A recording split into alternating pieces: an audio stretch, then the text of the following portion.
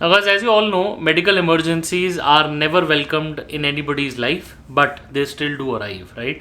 Now, similar is a situation that happened with my family very recently, where I, being a permanent resident, had to go to the emergency room in a hospital. Being a permanent resident, I could avail the free facilities.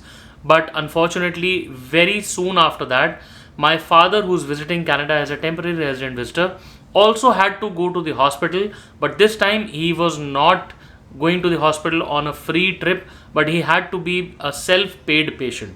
That means he had to pay for his own visit. Although we had the medical insurance for him for his visit, but still the category that he was sent to hospital under was the self-paid patient.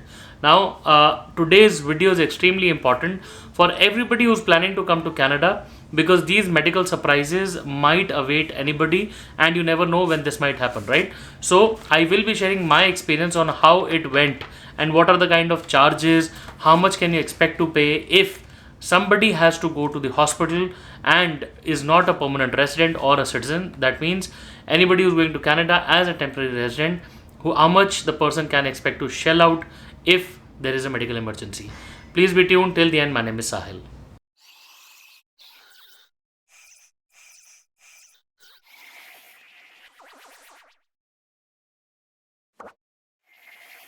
So guys, welcome back to the channel. My name is Sahil and I'm a regulated Canadian immigration consultant where I practice in Ontario.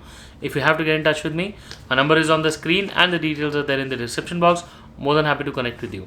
Before we proceed any further, please make sure that you hit the subscribe button and the bell icon, because we talk a lot about Canadian immigration.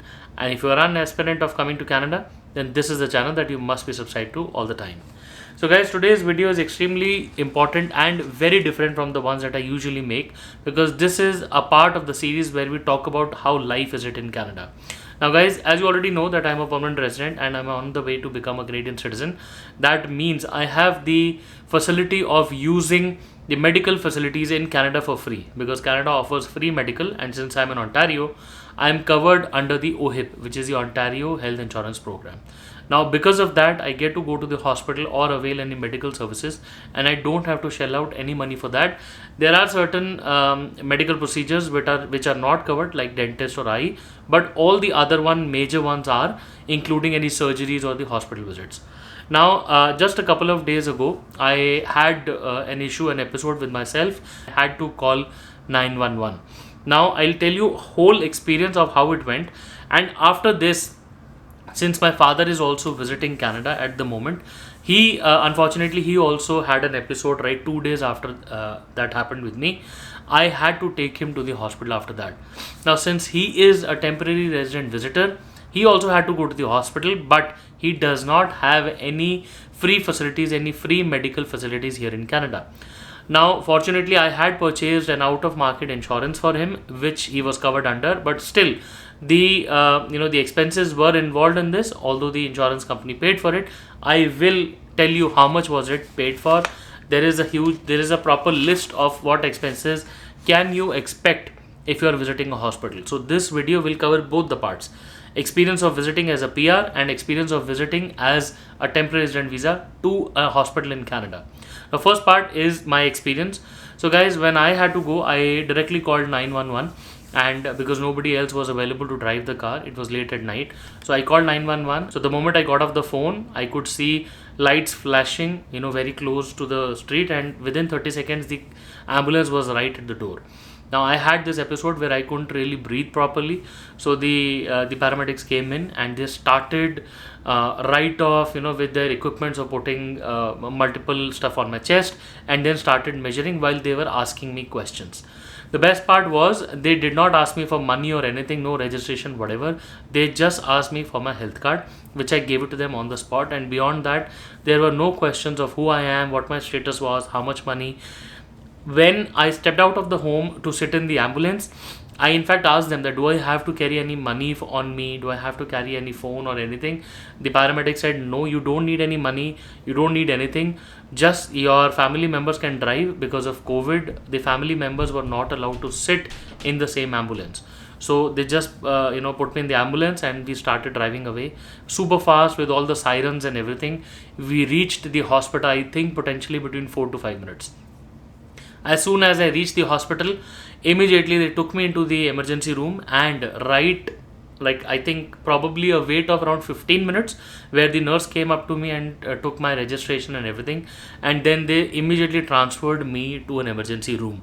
Okay, there was no delay. I live in a city called Woodstock in Canada. It's about 1 hour and 10 minutes away from GTA. So it's so if you've heard of Brampton, Kitchener, and London, so this basically comes between Kitchener and London. So about 1 hour 10 minutes from Brampton. So I live in this city. It's a pretty big city in terms of the county. I'm in Oxford County, so it's a little smaller than London. This city is very famous here because it's on 401. Now, since I am, so you can understand that this is not like a big metropolitan city. It's like a, it's a smaller city. It's not a town, but it's like a smaller city. Now, since I was taken to the hospital by the paramedics, they immediately transferred me to a room, a dedicated care room, where they put me on a bed. I did not have to lift myself. There was no issue. It was a very smooth transfer from my home to the hospital bed. Immediately when I reached to the hospital bed, I again had no idea of who was paying for it or whatever. The nurse came in. There were two or three nurses. They immediately took my blood work. One nurse took me for an X-ray, and the other nurse came in and put some cardiac meters and everything on me, and they started monitoring me for a couple of hours. I think after monitoring of 2 hours, when the blood work also came in, the doctor finally arrived. He did listen to me properly. He gave me all the time in the world. He was not in a rush. And then after listening to me, he gave his assessment and explained me what went wrong. After the doctor explained everything, he said, "You're good to go, but I want to do the blood work again, and I want to repeat the X-ray, because since you came into the hospital, it's been about 2 hours, and the episode happened. So overall, there was a span of about 4 hours. So he said that 4 hours is a good enough difference to create. He sent me in for another round of test and an X-ray, which they did, took about 1.5 to 2 hours, I think 1.5 hours, and I was free at night. It was late at night, of course. So my friend came over, he picked me up, and then I was back at home. So I think overall, in life-threatening situations, my experience in the hospital was better than expected, because if I compare it from my back home in India, even in Delhi, time for me to reach the hospital would have been about 1.5 hour by itself, to find the right doctor, the help. In fact, to get into the ambulance and everything would have been a nightmare, right? So imagine me getting stuck in the traffic or everything for about 3 or 4 hours. I could get that attention within the first 15 minutes, where the paramedics came in. They gave me a certain medicine which to chew on, and he also was about to give me a nitro shot, which could save me from any potential heart strokes. So all of that went by, and I was safe and sound. The doctor said there is nothing to be worried about. Fortunately, I don't have any heart condition or anything, so nothing of that sort. It was not exactly a false alarm, but it was more like a stress alarm. So that went off with me, and that was my episode. So guys, this is the story, and this is the journey that happens with a permanent resident if the person has to visit the hospital. I was sent back home. Nobody asked me for any card or anything. Again, the doctor just gave me my card back, and I just went out. I only had my phone and my health card, nothing else on me, and I went back home. Versus this thing happened with my father. Now, fortunately, he's fine, everybody's fine, and he does not have any heart condition or anything. But this episode was very alarming for us, and I'll explain what happened. Now, my father, early in the morning, about 6 a.m., he wasn't feeling well, and he immediately reached out to me. He immediately called my name, and I was there within like 2 seconds, and he was not feeling well. Now, for the first couple of, I would say, minutes and hours, he was fine. He was pretty much normal in his. I have a blood pressure monitoring machine at home and a sugar monitoring machine at home and everything. We did everything. His vitals were normal, his fever was normal, but he was still under that that episode of what happened with him. So after a couple of hours, we decided that okay, now it's high time. I think we should go to the hospital. He was perfectly fine, but we still wanted him to get checked. Now we decided to drive down to the hospital because it was not a life-threatening emergency. He was perfectly fine. He could walk. So he walked with me to the car, and then we drove to the hospital.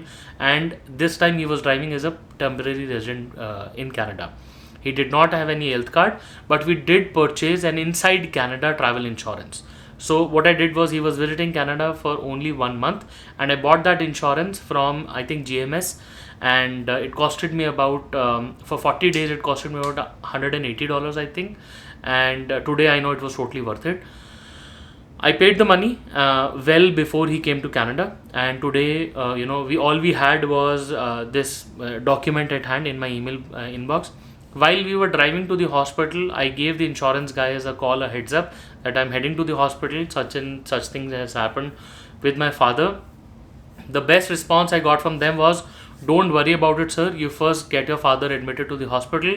Once you're done, once you think you have enough time to speak to us, then give us a call and we'll get the payment sorted. You don't have to worry about letting us know before or anything. It's perfectly fine. You go to the hospital and then we'll talk." So then we reached the hospital. At the registration counter, right in the emergency room also, the nurse invited my father to come in, and they started off with registering him right away. She also knew that he was a self-paid patient, so she just put in a word in my ear that, since he is self-paid, he will have to pay, but we will bring this up later. For now, we will just treat him. So what happened was, we went through the registration, and then we had to wait for about 3 hours in the emergency room, because the emergency room was extremely busy. I think there were about 25 to 30 people already before us, so we were waiting in the room. We went into the triage, where there was a nurse, a very experienced nurse, who understood all our problem. It was like the first point of contact. Gave my father an injection, and he said that now he will sleep for a couple of hours, where you can wait outside, and if anything happens, let us know, give us a call, and we'll come and attend him. So after he gave him a shot, again measured his vitals, blood pressure and everything, we were waiting in the waiting room, and then finally after 3 hours, the doctors called us in. When we went into the second section, where we were finally getting checked by the doctors, the nurse came in, took the history, then the doctor came in, he patiently listened to us and then did his diagnosis. There were tests performed within the next 2 hours, and then finally the doctor came back, gave us the prescription and the whole description of what happened, his whole diagnosis, and then we were free from the hospital, I think within 5 to 6 hours. Best part was, again, I did not have to pay for anything.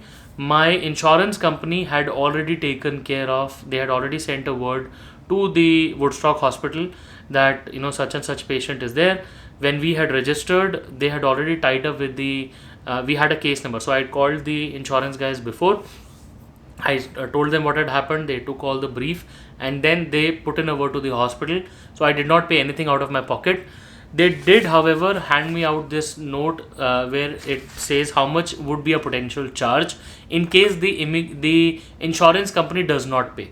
So I'll read out how much I would have to pay, or anybody would have had to pay if the person would have been in the situation. Now it says the emergency department visit fee would be between $313 to $626, between these two.